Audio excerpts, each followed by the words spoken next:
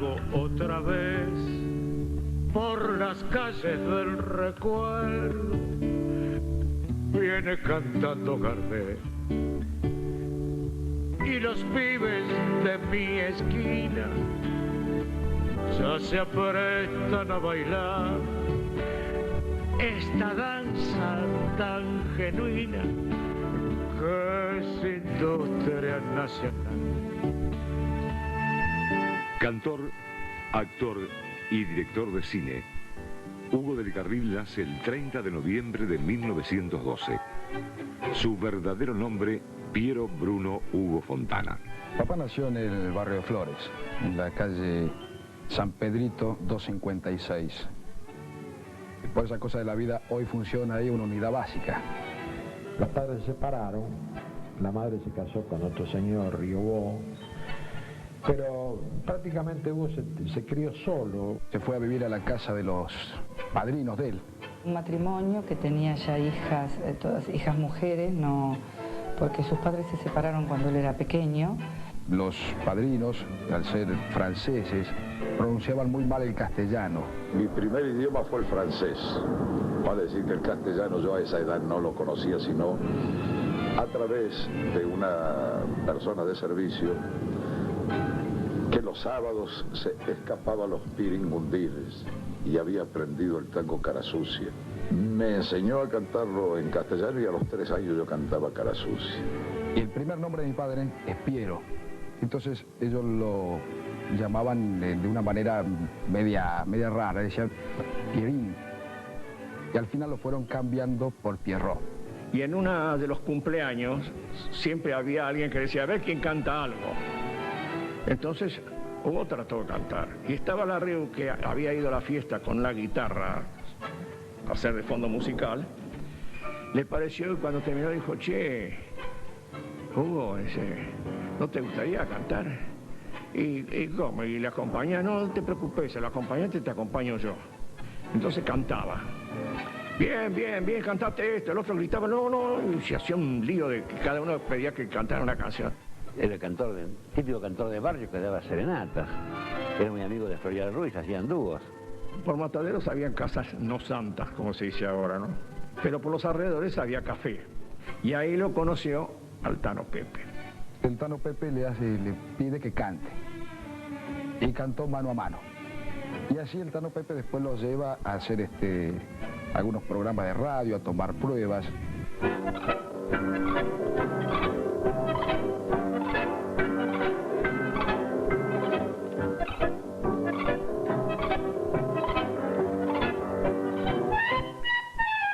Y ya desde su juventud se vinculó con la radio a través del canto. Él se inclinó enseguida por la canción, pero también realizaba tareas de locutor. Empezó como locutor en Radio del Pueblo. Y un día hacía falta una persona que cantara y Hugo cantó. Y Bernotti, el dueño de la radio, lo escucha y le dice que no le gusta cómo canta, que sí tiene buena voz para ser speaker, pero cantar no. Entonces un día, con la orquesta típica que había en los espacios radiales, él en un momento dado se puso a cantar y salió al aire.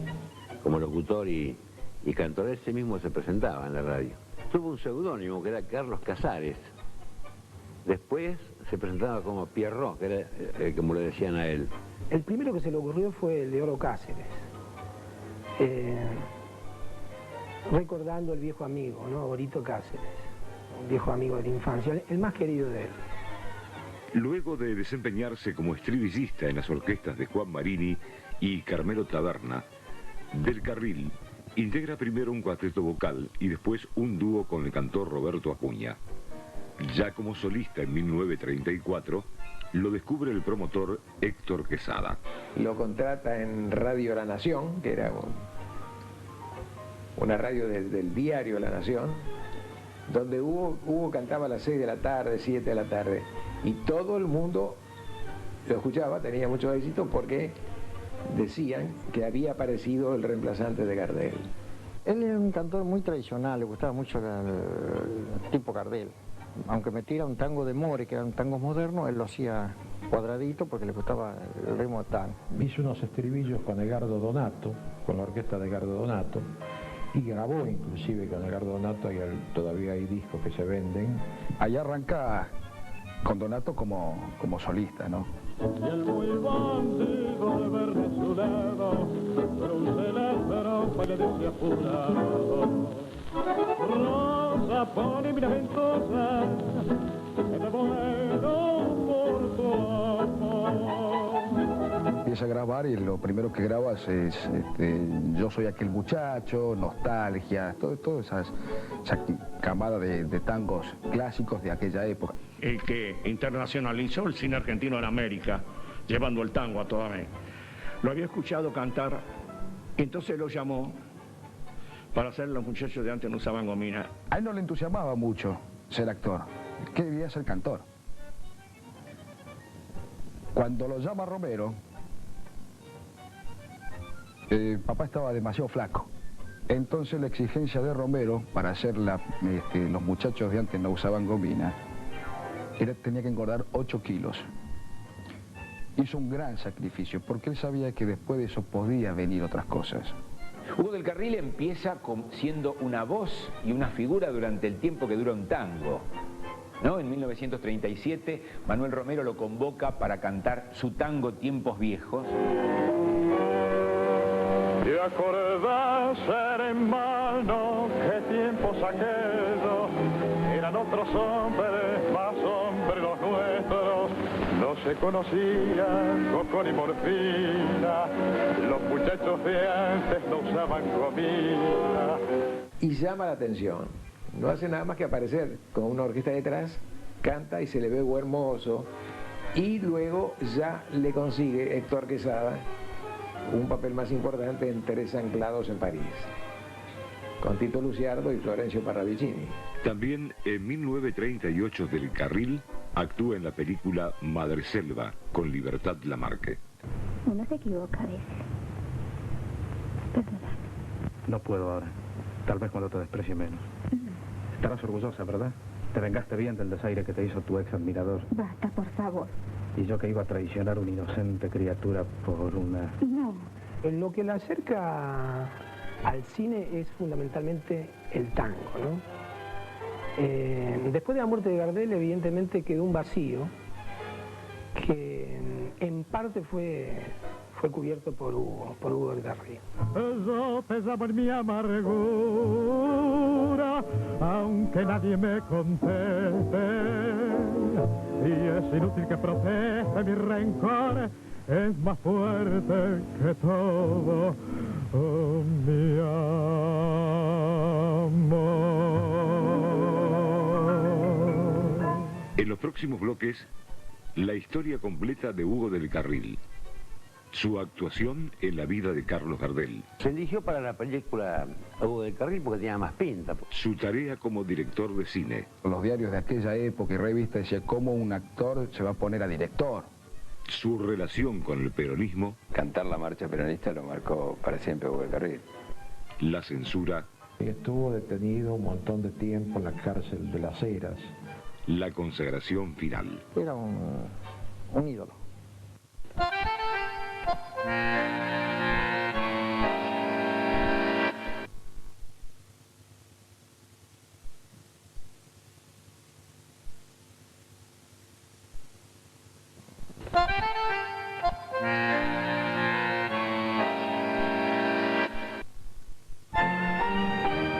En 1939, Hugo del Carril vive su año más intenso como actor de cine. En 6 meses se estrenan 3 películas con su presencia. Gente Bien y La vida de Carlos Gardel, ambas con Delia Garcés, y La vida es un tango con Sabina Olmos. Fue la primera película que hicimos juntos, sí. Fue la primera película mía como primera figura femenina. Y la verdad que me gustó mucho hacerla con Hugo y con esos actores, Tito Luciardo y Florencio Parravicini, nada menos. Cuatotero, rey del bailongo, cuatotero sentimental, que esconder bajo tu risa muchas ganas de llorar. Ya los años se van pasando y en mi pecho no entra un querer. En mi vida tuve muchas minas, pero nunca una mujer. Yo aparentaba tener 15 años y Hugo también. Y bueno, él vestido de vigilante y yo con una pollera con cola, un poco de cola, cantábamos un pedacito de Gardinio en la Mayoral y bailábamos. Ah, que venís a cantar Ave María, y yo no sé de religión, son muy mixtos tus cantos, alma mía, para acompañarlo al acordeón. Tumba que tumba y retumba mi vida, mi corazón aquí dentro, y pierdo entonces la calma, ya no vuelve un momento. En aquel año 39, el film que consagra Del Carril es, sin lugar a dudas, La vida de Carlos Gardel, dirigido por Alberto de Zavalía. Lo convocan a Hugo del Carril para interpretar el personaje de Carlos Gardel, para convertirlo en Carlos Gardel. Y la producción que logran de Carlos Gardel en esa película, o de Hugo del Carril, es un mito total. Después de la muerte de Gardel, había que encontrar un sucesor, siempre se busca un sucesor. Y había muchos cantores en ese momento. Hugo del Carril, Oscar Alonso, Alberto Gómez, Agustín Irusta. Pero se eligió para la película Hugo del Carril porque tenía más pinta. Y aparece mi papá, que tenía, no parecido, sino la misma fisonomía que Gardel. Gardel bastante más bajo, pero la misma fisonomía, ¿sí? Morocho, tanguero, el parecido, el timbre de voz. La figura de Hugo del Carril, a través un poco de esta película, se la empieza a comparar prácticamente con Carlos Gardel. Día que me quiera, la rosa que engalana, se vestirá de fiesta con su mejor color, y al viento las campanas dirán que eres mía, y loca la fontana te contarán tu amor.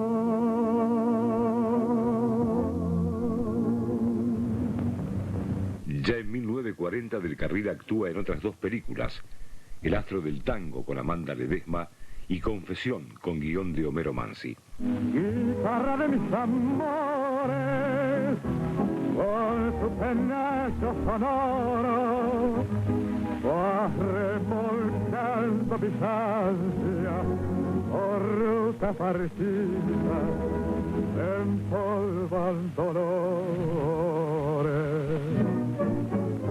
Guitarra noble y querida, casa ciega, me olvido. Filmando El astro del tango, Del Carril conoce a su primera esposa, Ana María Lynch. Formaban una pareja espléndida, lindísimos los dos. Y ella lo acompaña durante muchos años como consejera, como mujer, viajan juntos. Y para ese entonces yo me caso con una hermana de Ana María Lynch. Y entonces paso a ser concuñado de Hugo. Con Ana María Lynch él tenía también idolatría, tenía locura con esa mujer, que yo creo que se portó mal ella con él. Yo conocía muy bien la doble vida que hacía Ana María Lynch, no le era fiel. Bueno, se separó, se conoce, y bueno, y ella se fue. En cierto momento ella estaba en Brasil y se enfermó, y él se enteró y estaba ella durmiendo en el hall de una amiga, qué sé yo, en un hotel no hall, y él me dijo, voy a tener que salir a cantar para juntar unos pesos para mandárselo a Ana María. Digo, pero vos sos loco. Me dice, no, vos no sabés lo que es querer a una persona y vivir 10 años con ella. La canción de los barrios, En la luz de una estrella, Amor último modelo, Pasión imposible, Los dos rivales, La cabalgata del circo. Hugo del Carril es uno de los mayores animadores del cine argentino en su época de oro, cuando de la mano del tango las películas llegaban a toda Latinoamérica. Desde un primer momento demostró condiciones muy buenas como actor, que prácticamente no impedían que en las películas de él también se luciera como cantante. En ese momento el cine argentino tenía un gran mercado en toda Latinoamérica y Latinoamérica exigía que todas las películas tenían que tener tango. Es decir, de ahí que tanto Hugo del Carril como otros intérpretes debían cantar para precisamente poder ubicar esas películas en el mundo latinoamericano, digamos. Era un malevo buen hermoso, desde la recortada, las minas lo cortejaban, pero él las trataba mal. Era altivo y le llamaban esa Isabel Arrabal. Fue el hombre más buen mozo que tuvo el cine nacional hasta el día de hoy. Mirá qué chicos bonitos, pero Hugo del Carril fue el re buen mozo. Tanto es así que estábamos haciendo Pobre mi madre querida, ¿no? Y tenía una escena que él estaba sentado a la mesa y me estaba sobrando a mí. Y tenía que hacer una sonrisa socarrona, ¿no? Una cosa de sobrador. Y se lo pidió Homero Mansi y dice, no, Hugo. Entonces sonreía, él sonreía, pero más cáustico. Tenía un ángel tan grande, cuando sonreía le dijo, bueno, no sonrías, quédate serio, porque le venía el ángel a la cara cuando sonreía. Yo quisiera llorar y no tengo más llanto, la quería yo tanto y se fue para no retornar.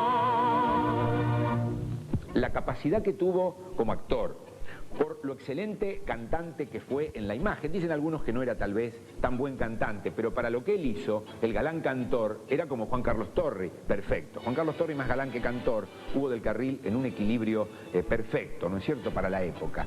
Ha sido muy buen actor, poseedor de una hermosa voz, uno de los actores que dio mejor la interpretación del varón argentino, por su forma de decir, su forma de cantar.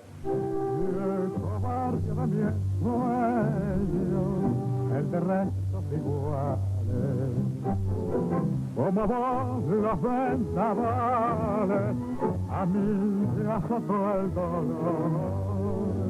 Hoy te encuentro envejecido, pero siempre tan risueño. Barrio lindo y yo que soy, 30 años y mira que viejo estoy. Ya con un inmenso nombre, bueno, recibió ofertas de las radios que tenían mucha vigencia y que tenían mucha fuerza económica, que eran Radio Belgrano, donde él cantó, en Radio El Mundo también cantó, en la época de esplendor de esas radios. Así que él hacía radio, trabajos en radio, y mientras tanto filmaba. Con ella hice mis primeras películas cantando tangos. Así llegué al cine. Y después me atrapó su mundo mágico de colores y sonidos. Quizás más le gustó el cine que cantar, pero él no dejaba sus tanguitos. Y siempre me decía, mira Raúl, esto me lo compré con mis tanguitos. No con mis películas, porque las películas me han hecho perder más de una vez plata, me han dado satisfacciones, pero más de una vez me han hecho perder dinero. En el próximo bloque, Hugo del Carril viaja a México. Y yo formé un conjunto para acompañarlo. Además, su debut como director de cine. Más allá del olvido es una obra maestra en el cine argentino. Su adhesión al peronismo. Creo que no hubo más peronista que mi papá.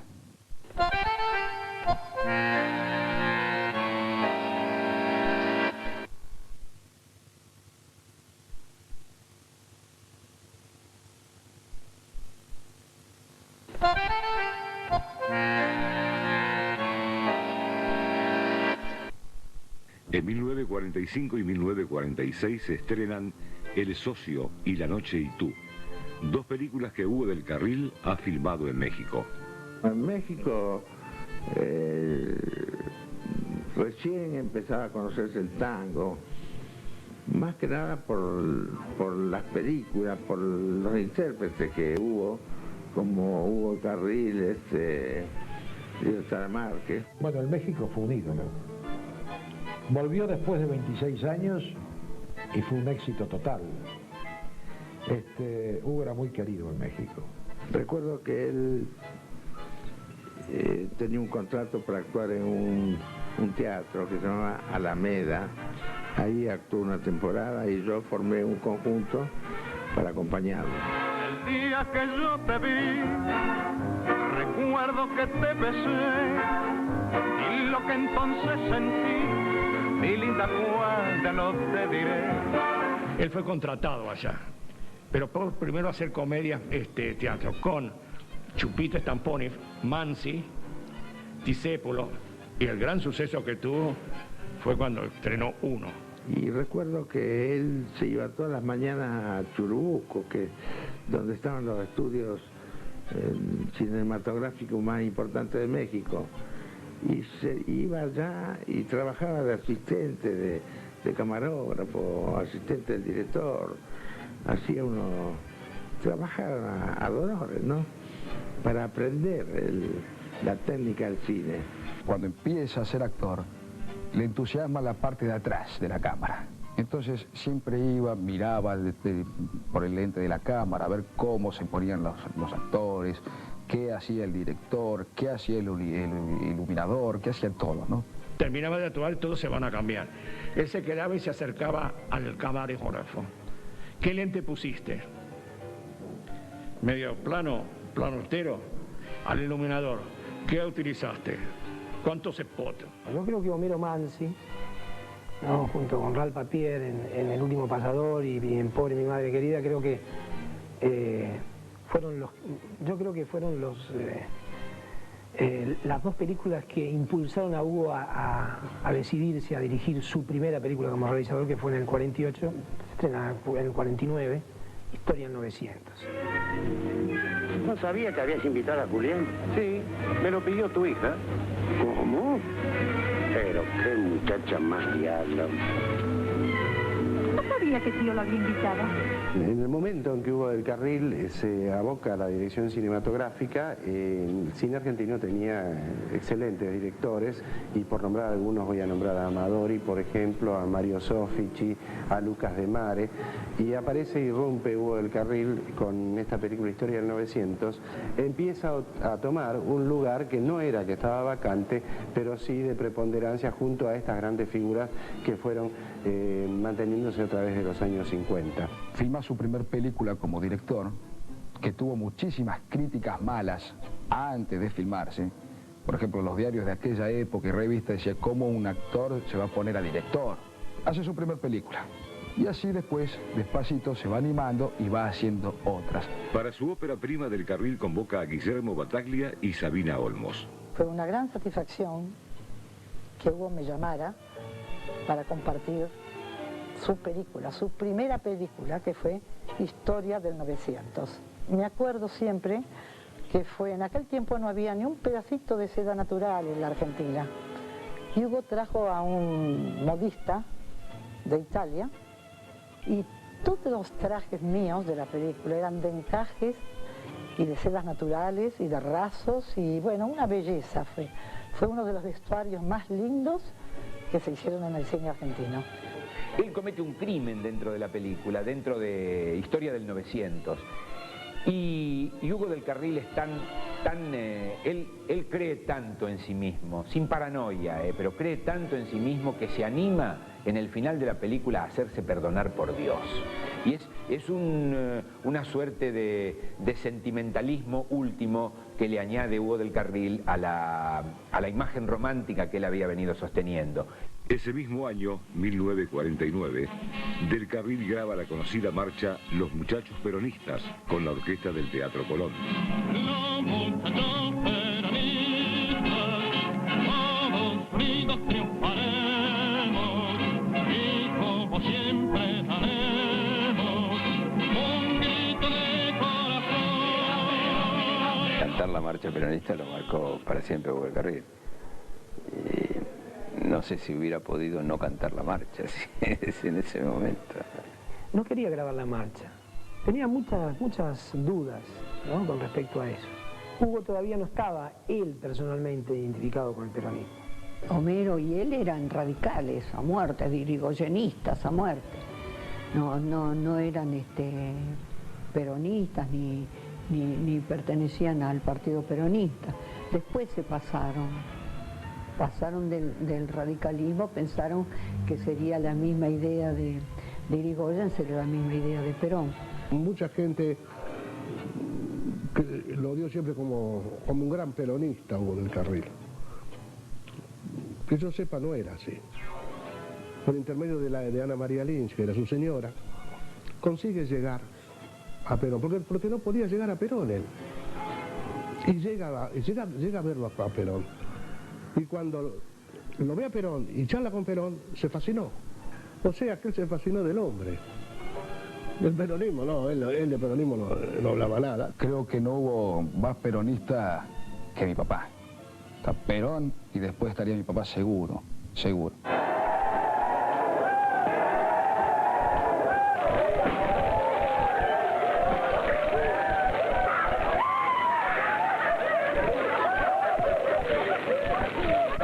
El primer problema político, aunque parezca mentira, lo tuvo en la época del peronismo. No con Perón, sino con Alejandro Apol, que era el secretario de Prensa y Propaganda. A pesar de todo eso, se obstina y filma Las aguas bajan turbias. La película tiene un fuerte compromiso político, yo creo que muy cercano a la idea de peronismo, del peronismo de aquellos años, a pesar de que el peronismo de Perón no comprendió la película, ¿no? Y le hizo mucho, le provocó muchos problemas como para que la película no tuviera el éxito que debía tener. Porque el libro era de un escritor que en ese momento estaba acusado y preso en la cárcel de Devoto de comunista.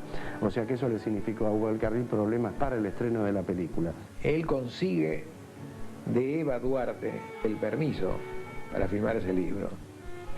Yo quiero tener la seguridad de que no voy a tener interferencia, que el gobierno no se va a oponer, que alguna secretaría o algún organismo nacional me diga usted no puede filmar ese libro o que me secuestren la película. Y Eva le dijo no, hacelo. La censura que Hugo del Carril sufre por parte del gobierno peronista no se termina con el estreno de Las aguas bajan turbias. Habíamos empezado a hacer una audición en Radio Splendid. Nos llama el director y le dice que hay orden de arriba que él no puede actuar. Entonces fuimos Hugo y yo a la Casa de Gobierno. Perón nos recibió y entonces le preguntó a Hugo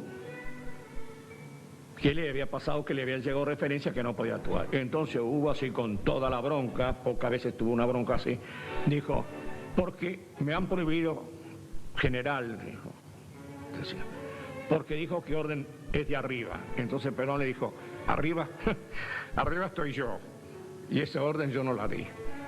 Entonces, ¿a quién atribuye usted que pueda venir?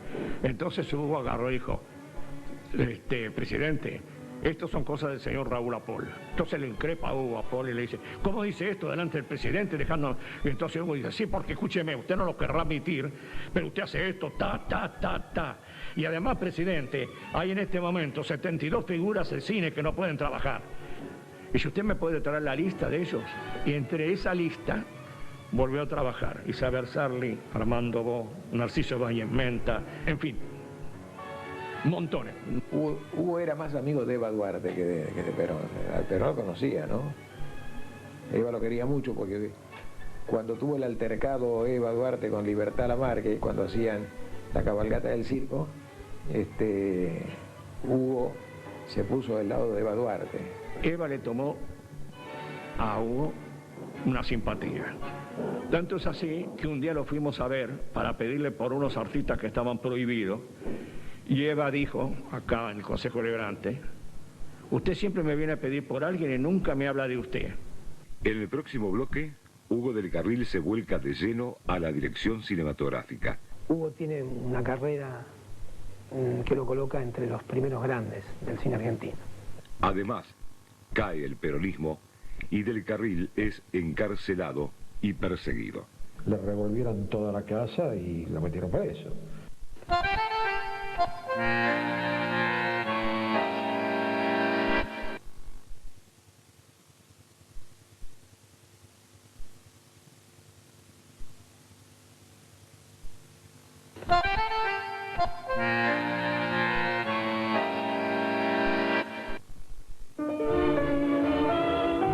Las aguas bajan turbias consagra a Hugo del Carril como director de cine.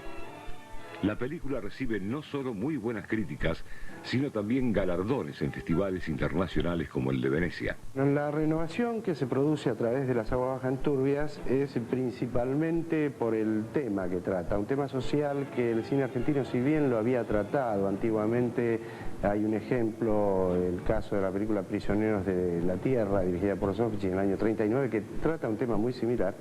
No era muy acostumbrado a tratar ese tipo de temática. La primera secuencia de Las aguas bajan turbias en una cantina del puerto donde están reclutando gente para llevar a la muerte, digamos, a los quebrachales, a donde sea, es formidable. Esa secuencia vale como una cosa de arte muy profunda. También es significativo que para esta película elige como protagonista a una actriz que había sido prácticamente una de los puntales del neorrealismo italiano, que era Adriana Benetti. Adriana Benetti venía a hacer un gran éxito que se llamaba Cuatro pasos en las nubes, que fue uno de los mejores ejemplos del cine neorrealista italiano. Él siempre buscó en todas las películas que hizo, todas tienen un tinte social muy grande y muy profundo. Y en esa película él demuestra cómo se explotaba al hombre, una esclavitud muy grande había. Y él demuestra eso. Ahí está otra vez el turco arriando ganado para el Alto Paraná. No saben la que les espera. ¡Santos Peralta!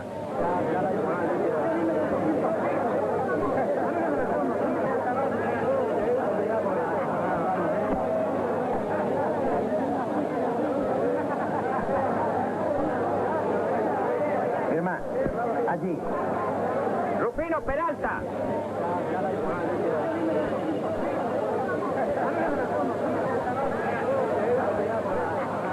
Firme allí.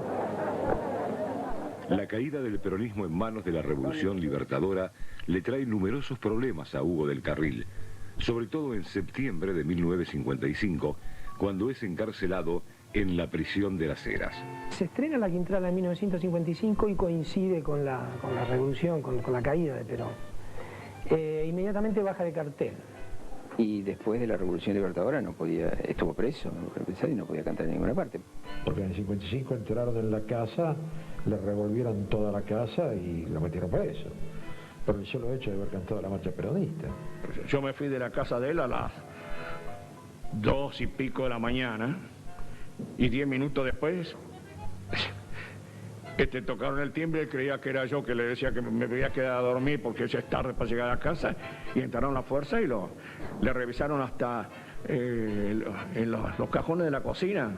Y cuando lo llevaron al Congreso, esposado, como un delincuente cualquiera, eso fue tremendo, y estuvo detenido un montón de tiempo en la cárcel de Las Heras. Lo picanearon en la cárcel, le daban de comer sopa con excremento humano, le agarró una úlcera de duodeno, casi se muere en prisión.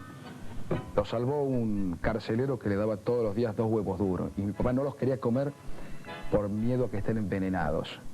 Él no tenía cargos porque no había hecho absolutamente nada, entonces el juez dictamina su liberación para el 30 de noviembre, día de su cumpleaños. Lo liberaron el 1 de diciembre, para que no pasara en libertad su cumpleaños. Desde los calabozos próximos al de él, todos los presos políticos, los que habían sido ministros, diputados, senadores peronistas que estaban todos ahí, le gritaban: Hugo, cantemos la marcha antes de dormir, y cantaban, él empezaba desde su calabozo a cantar la marcha peronista, y toda la prisión cantando la marcha peronista y Hugo haciendo punta, ¿no? Fueron muchas cosas las que pasó por el peronismo, y fueron pocas las que el peronismo hizo por él.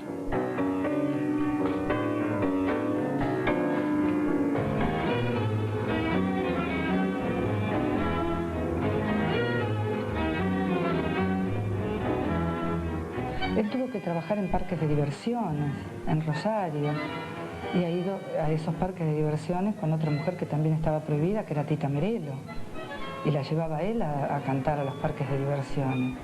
Como él decía, puchereaba, ¿no? Lo yo como actor, cuando hizo El último perro, que dirigió De Mare, El estreno de Último Perro fue muy emocionante porque la gente se levanta y aplaude, porque lo ve después de la caída de Perón por primera vez en pantalla y fue emocionante verlo en el personaje de Nicasio Gauna, ¿no? En 1956, Del Carril dirige Más allá del olvido. Alejado del cine social, indaga la forma del melodrama. También tocó el aspecto, digamos, melodramático en una película que hizo con Laura Hidalgo que se llamó Más allá del olvido, una excelente película. Mi criterio creo que fue una de las más redondas de Hugo del Carril, donde él actúa y dirige. Yo creo que su pasión por el melodrama nunca la perdió.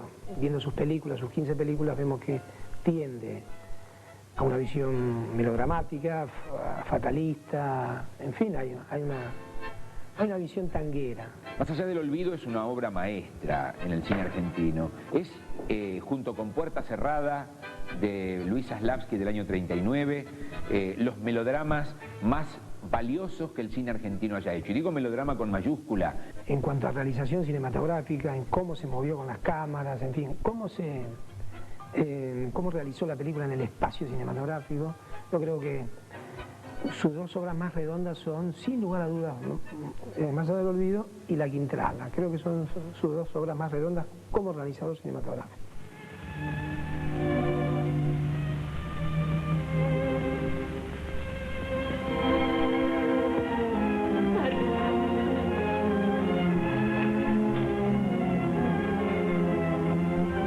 Muy detallista, Hugo muy detallista en todo su trabajo. Él se pegaba ahí en la moviola con los compaginadores y él indicaba los cortes, él estaba pegado en la moviola. Hugo tiene una carrera que lo coloca entre los primeros grandes del cine argentino.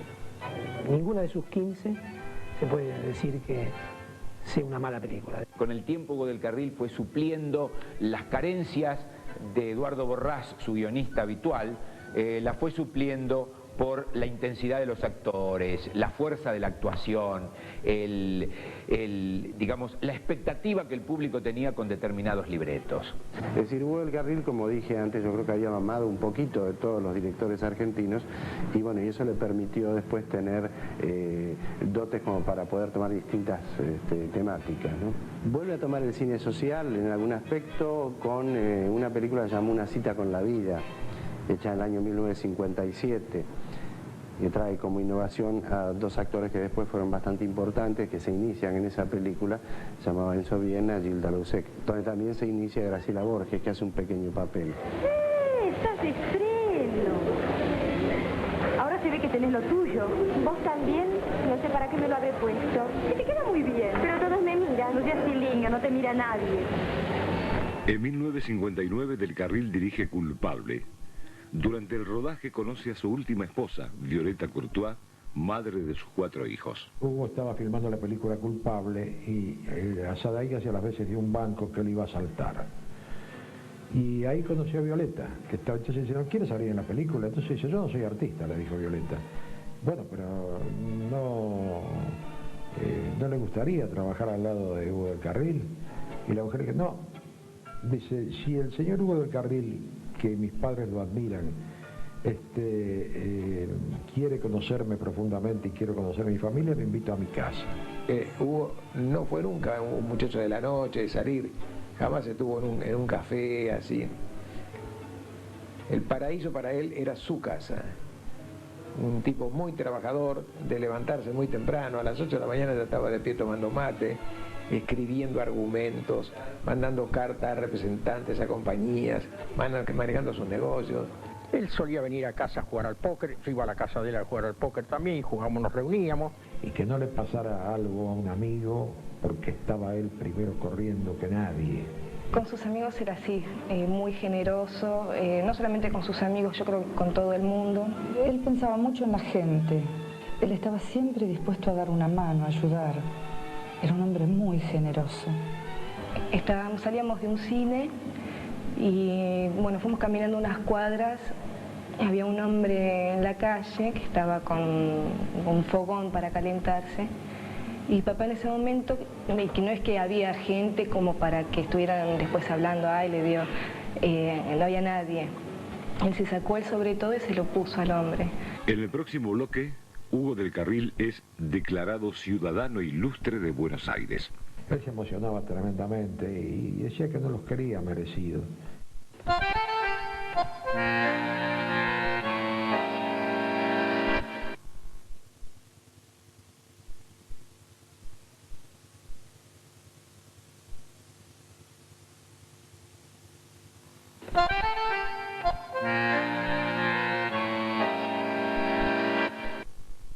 Durante los años 60 la actividad pública de Hugo del Carril es poca. Dirige a Tita Merelo en la película Amorina y a Virginia Lago y Emilio Alfaro en La Sentencia. Actúa en televisión. Participa en el film Viva la Vida de Enrique Carreras. Tu sueño también fue el mío hasta el día en que partí y apreté por 1000 caminos junto a mi fusil. Quijote de chocolate, los molinos me sangraron, pero grité en 1000 combates por los negros mis hermanos.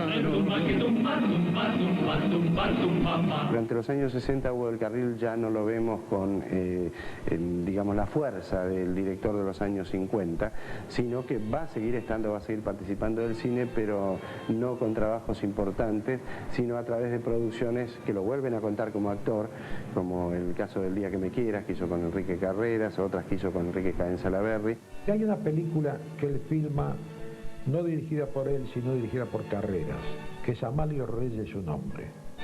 Esa película lo pinta a Hugo del Carril tal cual es Hugo del Carril. Un hombre que le gustaba el campo, que le gustaban los caballos. Bueno, porteño. ¿Está mi amigo? Buen día, don Amalio. ¿Cómo le va? Bien, bien. Bien. Hasta luego. Hasta luego. Además de intervenir en Amalio Reyes, un hombre, su última película como actor, del Carril graba en 1970 un disco con dirección musical de Osvaldo Requena. Hago 2 candombes, ¿no? Y ya lo hago con medio ritmo de rock metido, que a él le encantó. Del Carril aparece en el film Siempre fuimos compañeros. Al mismo tiempo, el gobierno de Perón le ofrece la dirección del Instituto Nacional de Cinematografía. Yo no voy a aceptar, Aida. Lo voy a ofrecer que lo haga Sofici, porque yo no estoy suficientemente capacitado como para esto. Mirá hasta dónde era íntegro Hugo. Además, a él no le convenía, porque él me decía, si yo agarro el sueldo que me pagan por el instituto, al tiempo van a decir que soy un coimero. Voy a ser asesor, con mucho gusto, pero quiero que lo nombren a Sofici, que creo que ha hecho por el cine más que yo. Hugo del Carril respetaba y veneraba a Mario Sofici, con quien había trabajado, con quien se asoció, y Hugo del Carril nunca tomó el cargo y lo dejó a Sofici que ejerciera la vicedirección y la dirección. 1975. Hugo del Carril dirige su última película. La última la hicimos en Ternofil con Hugo, que era Yo maté a Facundo. Y tuve la suerte yo de vincularlo con los productores, porque en ese momento Hugo no tenía dinero para hacer una película. Quiso rendir homenaje a un personaje que él siempre lo quiso retratar en el cine, que fue Facundo. Y lo hace desde un punto de vista muy original, que es el punto de vista del asesino. Me pareció una propuesta muy original cinematográfica. Y creo que fue una despedida muy, muy digna, ¿no?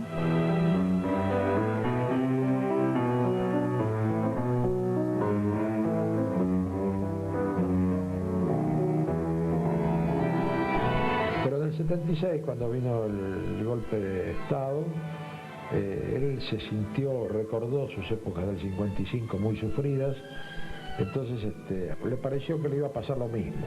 No es que haya bajado los brazos por luchar, pero estaba muy desilusionado. Un día necesitaba plata y pensó, dijo, la Víctor tiene que tener dinero para mí.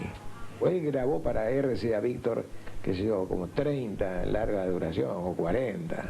Mandó a uno de sus hijos para ver si había alguna liquidación en el derecho de intérprete. Y le dieron un sobrecito con 150 pesos.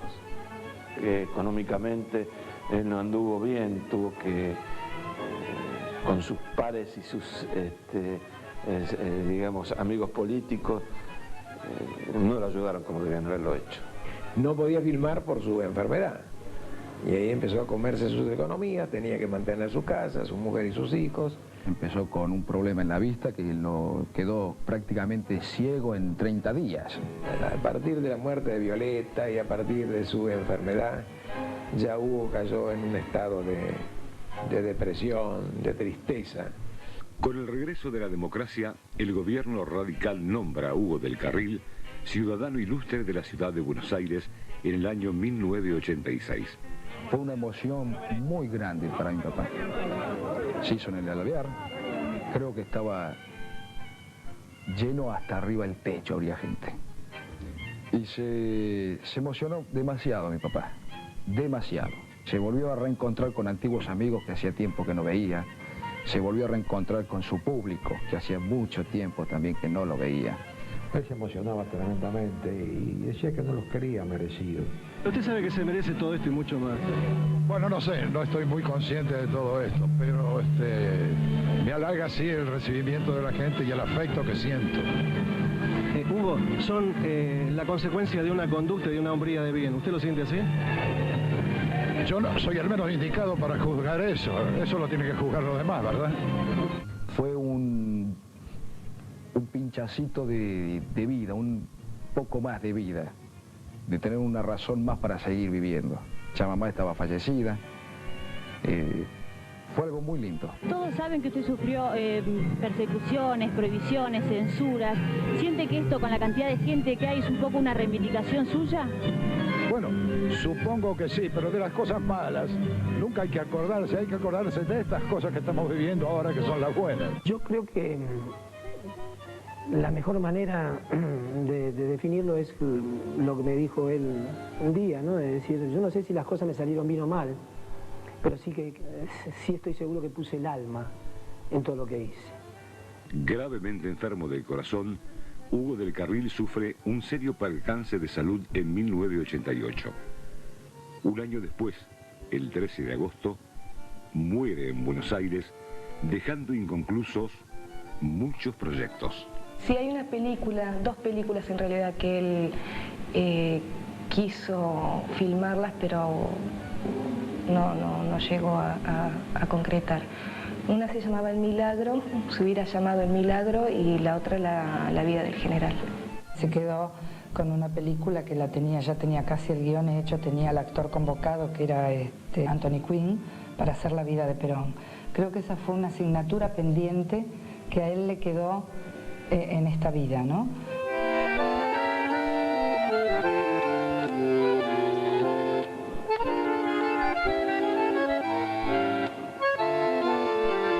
Para mí fue el mejor compañero que tuve. Todos fueron buenos, pero compañero fue Hugo. Un tipo íntegro, se jugó por sus ideales, las pasó de todos los colores, porque se tuvo que ir del país, en fin, pero él siguió firme en lo que él pensaba. Eso es un hombre derecho. La gente lo quería mucho. Yo no sé cómo tanta gente se volcaba, lo querían todo agarrar y por ahí había que llamar a la policía para que no se apartaran un poco. Era un ídolo. De México le llegó una carta que decía: si vos actuás en una película, te la compro en 5.000. Si vos la dirigís, 10.000. Ahora, si vos cantás en esa película, me pones el precio vos. Fui actor, fui director, pero sin olvidar mi primera gran pasión, el tango. Y aquel que quiera ganar tiene que ser muy ladino, que para el tango este chino lo tiene que respetar. No hay ninguno que me iguale a bailar el tango criollo, porque largo todo el rollo cuando me pongo a bailar. Y si alguno compañero quiere comparar la parada, soy alguna compadrada y se tiene que piensar.